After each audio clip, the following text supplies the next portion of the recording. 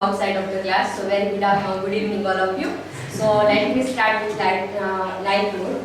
સરદારજીના છોકરાએ સરદારજીને પૂછ્યું કે પપ્પા રસ્તા ઉપર જો 100ની નોટ ને 50ની નોટ પડી હોય તો તમે કઈ ઉપાડો? તો એના સરદારજી કે હું 100ની ઉપાડું. તો છોકરો કે એટલે જ તમને બધા સરદારજી કહે છે. My point of presentation topic is myth and morality in Frankenstein. My friend Nikunj is already described what is myth in his presentation. So let me start the connection with some of the idea of myth. Fact and fiction is equal to myth. We have a myth is a fundamental, the dramatic representations of deepest structured life and the awareness of man in the universal capable of many configurations upon which all a particular opinions and attitudes to depends. Then myth are symbolic projections of people's hopes, values and aspirations. Myth are public dreams and dreams are private myth. So in Frankenstein we find the three kinds of myth, that myth of Narcissus, myth of Prometheus. Myth of Narcissus connect with the self-love. In Frankenstein we find the contrast that when the monster comes about, his consciousness is ugly looking because when society started to avoid and ignore the ignorance of the monster.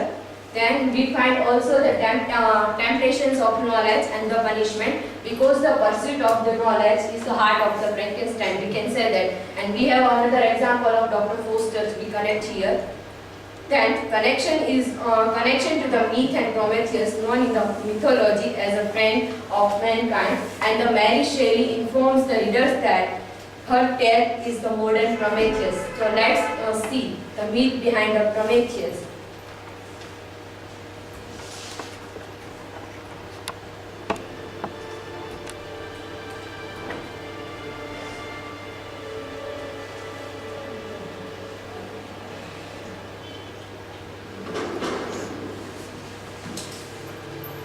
So begins the myth of the fire-bearing god, man's creator, the son of Titan.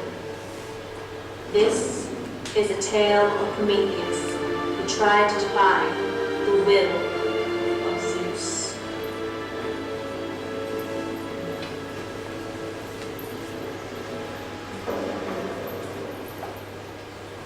Prometheus was the noble son of Iacchus, Titan.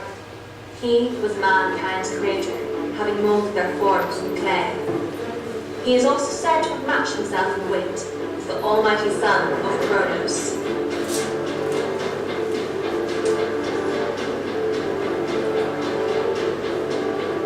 Prometheus was clever, ready-witted, and full of various wiles. So, when Zeus hid fire away from men, the crafty demigods stole it, and to earth he returned, bearing the fire in a hollow fennel stalk.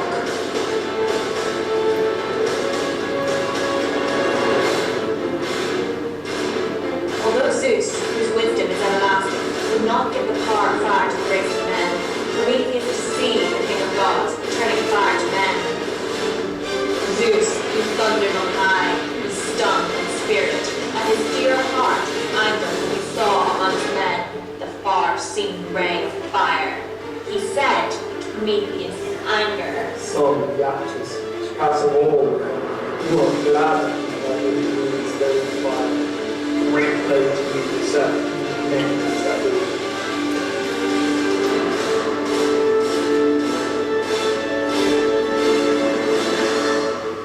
In retaliation, Zeus bound Prometheus to a rock, in the midst of marked compasses, with inextricable bonds and cruel chains.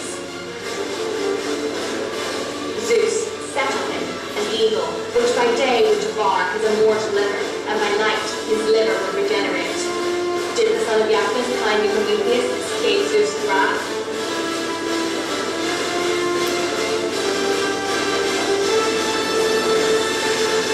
Read on to find out. So this is the myth behind Prometheus, because descriptions and the words visualization is more effective.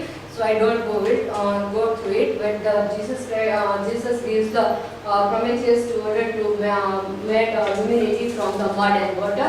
Here the link with the Frankenstein, that Frankenstein can be compared with Prometheus in a way in which he steals a fire by harnessing the power of lightning to unmute a monster, but like a Prometheus, he also defies the pursuit of knowledge until it has a fatal consciousness and clear, perpetual, and the Frankenstein comes into narrative.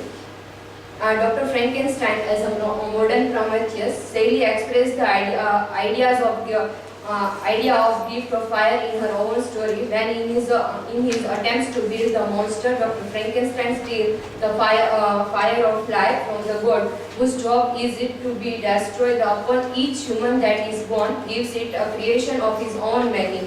In both situations, life or a source of life stolen from the Supreme Being and given to the man he finds, both played with a fire, neither except without being a sinner.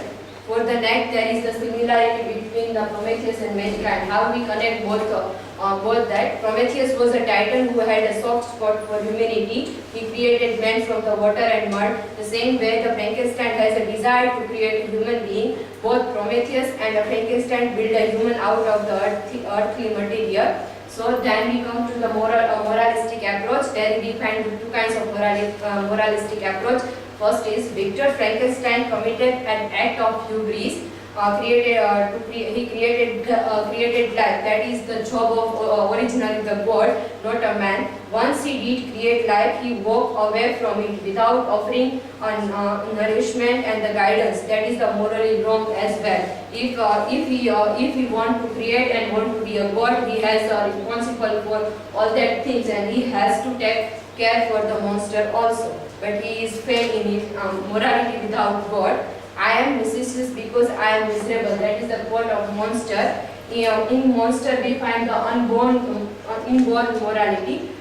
Let's see. It should not be noted that in the instinctive sense of morality comes without knowledge of God or Creator. And while this may seem to be an aesthetic or a least secular way of thinking about how morality is inborn, it is impossible to ignore a way to Bible and religious learning influence even this aspect of the story. Then we find the paradise, the reference of paradise also here. Monster has also the pain, all kind of feeling which has a human being in heart. He just want to be loved, and we find that the creature is a bitter and dejected after being turned away from the human civilization, much the same way that Adam in paradise was turned out from the garden of Eden. I required a kindness and the sympathy, but I did not believe myself earthly unworthy of it. That is called said by Monster in Frankenstein. We find some of the examples which reveals the morality in Monster. No, my food is not that of man. I do not destroy the lamb, and the kid of girl my appetite. I cross the barriers, afford me sufficient nourishment. This the both prodigal son and the monster are the verge of starvation. They choose not to kill and to keep them with him. He keeps them with his company. But there we find the difference in prodigal and monster, because the prodigal follows the religion, but the monster has an actual morality in his life. So then we can say that the creature is capable of learning moral virtues behavior without proclamations. The presence of his Bible or other religious sculpture is conspicuously absent from his education, yet he is capable of developing a truly structured sense of morality and ethics. So thank you.